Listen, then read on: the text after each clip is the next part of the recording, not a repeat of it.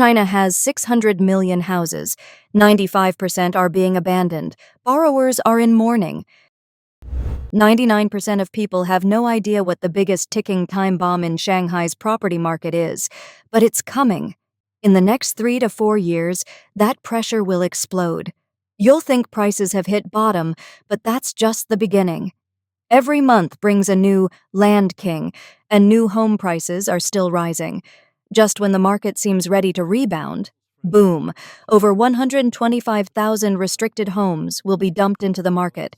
Massive sell-offs are coming across countless regions. This is no longer about rising or falling prices, it's about homes becoming worthless.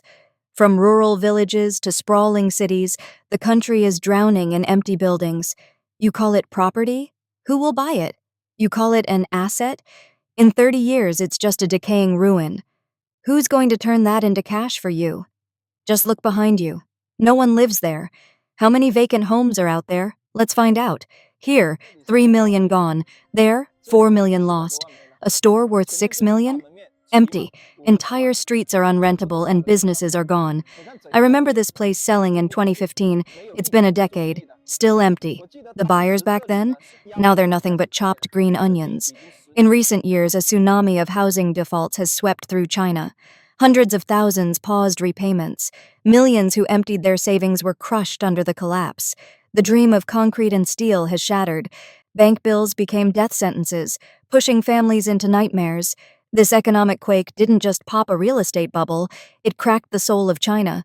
When owning a home turns into a lifetime of debt, the Chinese family model collapses. Today's program tells the brutal story of real estate in China. Overnight, Dongguan's sky fell. In a Dalang community, not a single deal in 3 months. Colleagues downstairs all quit their jobs to sell lychees. In Nancheng, a project once fought over by thousands, now second-hand owners can't sell even after cutting Weiser $600,000 and throwing in free parking. At Yumen bus station in Gansu, the station still runs, people still walk the first floor. But online, it's called a ghost town.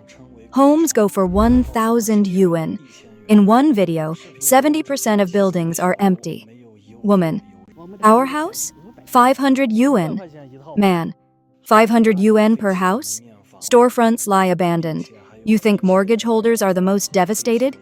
Wrong. It's the people without homes who suffer most. Real estate isn't just one sector. It props up over 60 industries. Once it cracks, furniture, decoration, materials, all crumble. Jobs vanish. Banks hold 70% of collateral in housing. When prices crash, banks freeze lending. Businesses can't get cash, can't pay wages. They collapse. People without homes can't find jobs, can't rent. It's survival mode. The scene is shocking. Look into my lens, a vacant city, and it's tragically spectacular. What I'm pointing at is District B, 60 vacant high-rises. If prices keep falling, no one will survive this. My friend bought a home for $3 million in 2018, then $2 million, then $1.5. Now, below $1 million. He lost over $2 million in 5 years. Everything he earned from business, swallowed by the house. What do you think an ordinary person would do? In 2025, devastating news hit the real estate market. The second-hand market collapsed. Prices plunged. 150 million families are suffocating under mortgages. For many, this isn't a news story. It's their daily nightmare. Overnight, homeowners in Changde went into a frenzy, slashing prices and rushing to sell. Some lost their entire mortgage payments and renovation costs, but still bit the bullet and sold. Old houses for sale are flooding the market, with tens of thousands listed. Auctions and worker housing? Even worse. Even in downtown Shanghai, a brand new apartment with a lift and 70-year title, steps from the subway, sells for just 28,000 UNM2. And no one's buying. Housing offices sit empty, slashing hundreds of thousands off the price? Normal.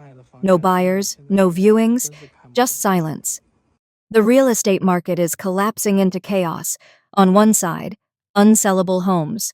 On the other, a shrinking population and hopeless youth. You still think house prices should be protected while people starve and cities empty? Madness. A viral video says it all. One mother sobs on camera, regretting buying a house during COVID. She paid over 1 million yuan. Now it's worth less than 500,000, but her mortgage stands at 600,000, with 5,000 yuan monthly payments for the next 14 years. Interest alone, nearly 800,000. She bought it for her child's future. Now, it's a life sentence.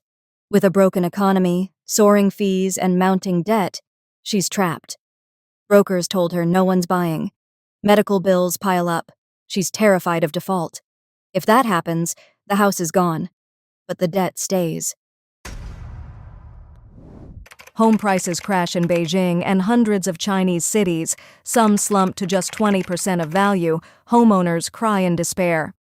This is the residential area a speculator once bought into in Zhongkai Tongqiao, Huizhou. My God, he's living there alone. Where did all the eager buyers who lined up beside him vanish to? Look at these buildings. This one has just 2 or 3 households, that one barely more. 1 unit here, 3 or 4 there. It's a ghost town. After China's reform and opening up, Beijing's construction boom exploded. High-rise apartments, luxury villas, and restored courtyard homes mushroomed across the capital, and housing prices skyrocketed. But now, with the economy stumbling and the real estate bubble officially burst, even Beijing, once the symbol of housing strength, has seen prices collapse off a cliff. Today, as the trade war keeps escalating, what's really happening in the city of power and prestige? In this episode, let's find out. Houses in Beijing's Second Western Ring are now being sold at 40% off. But do you think this is rock bottom? Far from it. There's a saying in Beijing: the East is rich, the West is noble. While noble refers to status, in reality, Western districts have long commanded higher prices. And even here, where values traditionally hold, 40% discounts are now common.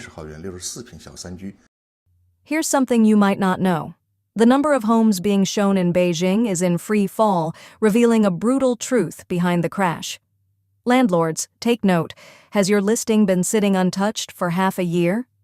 Fresh data reveals that in just 1 week, second-hand home viewings in Beijing dropped 40% year-on-year.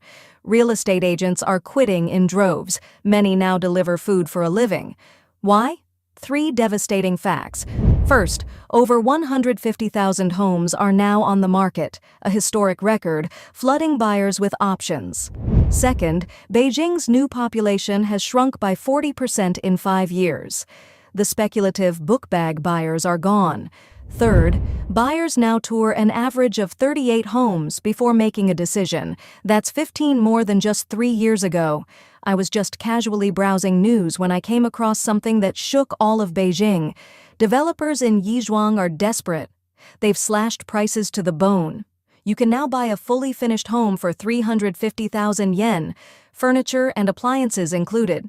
Pay in full in the morning, get your keys in the afternoon.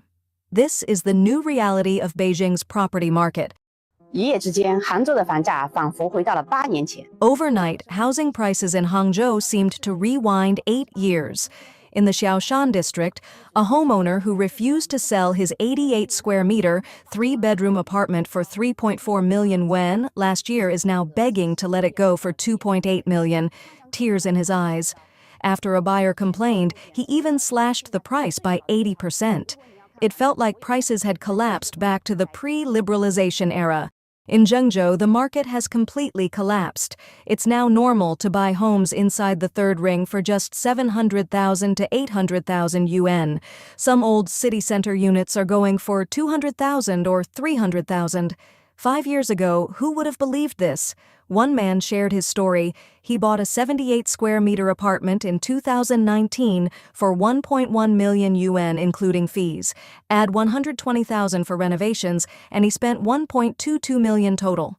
Today, it won't even sell for 400,000, but he still owes the bank 650,000. After 13 years of grinding in Zhengzhou, he's left with a home that's now a financial trap. Selling it means paying hundreds of thousands just to get out. How much is your mortgage in Beijing? A friend of mine and his wife earn 30,000 yuan a month, raise 2 kids, and pay over 20,000 in mortgage. The pressure is suffocating. They can't afford to get sick, and any setback could break them.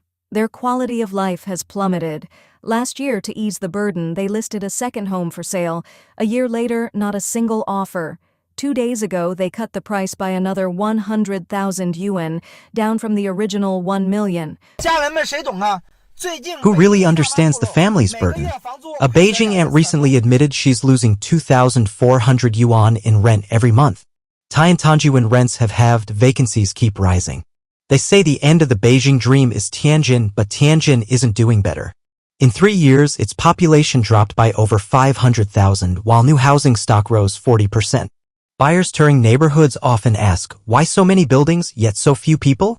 If not for the lights at night, you'd think they were abandoned. Shanghai Puong deserted. China's airlines lose money 5 years in a row. China's economy is in sharp decline. Shopping malls in Beijing are closing in waves. Companies are laying off staff nationwide, and incomes are falling. Many migrant workers in Beijing feel lost. Some live extremely frugally. Others have already returned to their hometowns. With consumption shrinking and travel costs dropping, international tourism and business travel to China have plummeted. Passenger traffic on major airlines has collapsed.